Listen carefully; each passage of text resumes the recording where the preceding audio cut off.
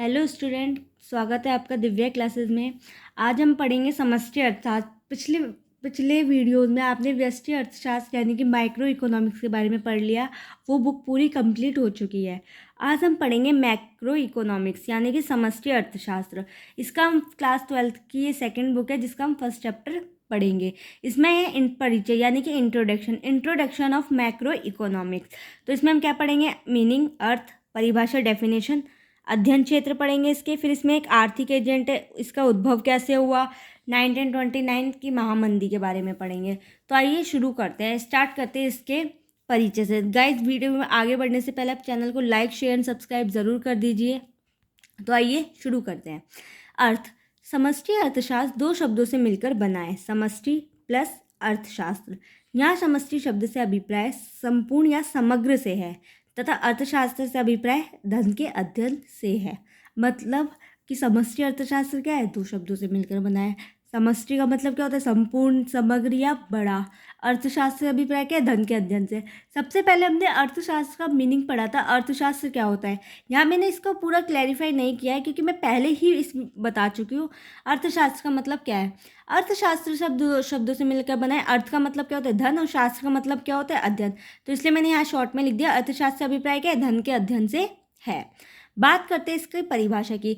ऐसा विषय क्षेत्र जिसमें धन का अध्ययन बड़े स्तर पर किया जाता है क्या कहलाता है? समष्टि अर्थशास्त्र कहलाता है। मतलब जैसे हमने व्यष्टि अर्थशास्त्र में पढ़ा था, क्या पढ़ा था? छोटे स्तर पर किया जाता है, बाजार में छोटे स्तर पर किया जाएगा। और मांग, पूर्ति, उपभोक्ता की आय, और क्या पढ़ा था? बजट रेखा। ये सब चीज़ें क्या थी? ये सब चीज़ें हमने व्यष्टि अर्थशास्त्र में करी थी, उसमें छोटे स्तर पर किया जाता है। अब समष्टि में क्या है? इसमें बड़े स्तर पर किया जाएगा। अब बात करते हैं इसके अध्ययन क्षेत्र की। जिस प्रकार व्यष्टि अर्थशास्त्र में मांग, पूर्ति, उत्पादन, लागत, आगम का अध्ययन करते हैं, उसी प्रकार समष्टि अर्थशास्त्र में मुद्रा, बैंक, मुद्रा के कार्य, आरबीआई, सरकारी बजट आदि के बारे में पढ़ेंगे। तो जैसे उत्पादन, लागत, ये तो क्या है? एक ही उसके लिए होता है। लेकिन अब आरबीआई तो पूरे देश की, ये देश का रिजर्व बैंक ऑफ इंडिया जो है, उसका काम क्या है? नोट छापने का। नोट तो पूरे देश में छपता है ना। और मुद्रा है, मुद्रा पूरे करेंसी पूरे देश में रहती है। बैंक के कार्य, सरकारी बजट, जो सरकार बजट बनाती है वो पूरे देश के लिए है। इसलिए क्या, इसमें संपूर्ण देश के लिए अध्ययन किया जाता है, इसलिए ये बड़े स्तर पर होता है। ठीक है। अब बात करते हैं आर्थिक एजेंट। ये बहुत इंपॉर्टेंट टॉपिक है, कई बार ये बोर्ड में क्वेश्चन में पूछ लेते हैं। आर्थिक एजेंट से आप क्या समझते हैं? आर्थिक एजेंट से अभिप्राय उन व्यक्ति अथवा संस्था से जो आर्थिक निर्णय लेते हैं। किससे आर्थिक एजेंट कौन होते हैं? आर्थिक एजेंट कौन होते हैं? ऐसी व्यक्ति या संस्था जो क्या लेते हैं? आर्थिक निर्णय लेते हैं। मतलब ये कोई भी हो सकते हैं, उपभोक्ता भी हो सकता है। उपभोक्ता कैसे हो सकता है? ये उपभोक्ता भी हो सकते हैं। उपभोक्ता कैसे हो सकते हैं? उपभोक्ता ऐसे हो सकता है कि व्यक्ति को उपभोक्ता ही जान सकता है कि इस वस्तु का कितना उपयोग करना है, कितना हमारे लिए उपयोगी है। और उत्पादक भी हो सकते हैं। उत्पादक क्या होता है कि उत्पादक यह निर्णय लेते हैं कि वस्तु का कितना उत्पादन करना है और कितना विक्रय करना है, इसका कितना करना है। सरकार, निगम या बैंक। सरकार हो सकती है कि सरकार ये हो सकती है कि सरकार ऐसे निर्णय ले सकती है आर्थिक के जिससे देश को क्या हो? फायदा हो। उसके बाद बात करते हैं समष्टि अर्थशास्त्र का उद्भव। ये समष्टि अर्थशास्त्र का उद्भव हुआ कैसे है? इसका उद्भव जॉन मेनॉर्ड कीन्स की प्रसिद्ध पुस्तक the general theory of employment, interest and money, जो कि कब हुई थी? 1936 में प्रकाशित हुई थी। ठीक है। एक क्वेश्चन आ सकता है कि the journal of employment theory book किसके द्वारा रचित की गई पुस्तक है? तो ये किन्स के द्वारा रचित पुस्तक है। और कब करी थी? ये 1936 में प्रसिद्ध हुई थी। उसके बाद हुआ था, क्या हुआ था उसके बाद? समष्टि अर्थशास्त्र का उद्भव हुआ था। फिर बात करते हैं एक क्वेश्चन आता है 1929 की महामंदी के बाद की स्थिति का वर्णन करें। ये क्वेश्चन कई बार पूछा गया है बोर्ड में। तो 1929 की महामंदी के बाद वर्षों में देखा गया है कि यूरोप और उत्तरी अमेरिका के देशों में निर्गत और रोजगार के स्तरों में क्या ये भारी गिरावट आई है। इसका प्रभाव अन्य देशों पर भी पड़ा है। बाजार में वस्तुओं की मांग कम हो गई और इससे क्या हो गया? कई कारखाने बेकार पड़े थे। इससे कई श्रमिकों को क्या हो गया? काम से भी निकाल दिया।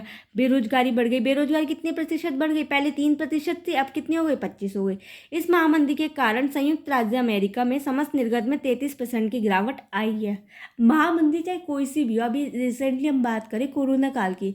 जब कोरोना काल आया था तब हमने भी कितनी सारी, इसमें हम कोरोना काल के बारे में भी बता सकते हैं। महामंदी चाहे कोई सी भी हो, अभी हम रिसेंटली कोरोना काल की बात करें कि भाई कोरोना का 2020 की महामंदी कैसे आई थी, 2019-20 की कोविड-19 की महामंदी के बारे में आप क्या जानते हैं। तो हम इसमें ही देख सकते हैं कि कैसे हुआ था, कोई भी महामंदी का वर्णन कैसे कर सकते हैं कि हमने देखा जब कोरोना आया था तो सब कुछ बंद हो गया था, लोगों के पास रोजगार नहीं थे, खाने तक के पैसे नहीं थे, लोगों को नौकरी से निकाल दिया, सब अपने घर में बैठे थे, देखे थे। तो हमने अपनी आंखों से देखी थी। तो आप उसमें इसके बारे में लिख सकते हैं, इसके बारे में आप अपने शब्दों में बयां कर सकते हैं। तो अगर हम 1929 की महामंदी की बात करें तो उसमें हमने क्या देखा है कि महामंदी चाहे कोई सी भी 1929 को या 2019 की बात की हो, उसमें हमने देखा कि बेरोजगारी बढ़ती है। बेरोजगारी का प्रतिशत कितना हो गया था, उसमें 3 से 25% हो गया था। इस कारण क्या हो गया था, संयुक्त राज्य अमेरिका में निर्गतों में क्या आई थी, 33% की गिरावट आई थी। तो बात करते हैं आज हमने क्या क्या पढ़ा था, इसका अर्थ पढ़ा था। समष्टि अर्थशास्त्र दो शब्दों से मिलकर बना है, समष्टि प्लस अर्थशास्त्र या समष्टि शब्द से अभिप्राय संपूर्ण या समग्र से है तथा अर्थशास्त्र से अभिप्राय धन के अध्ययन से है।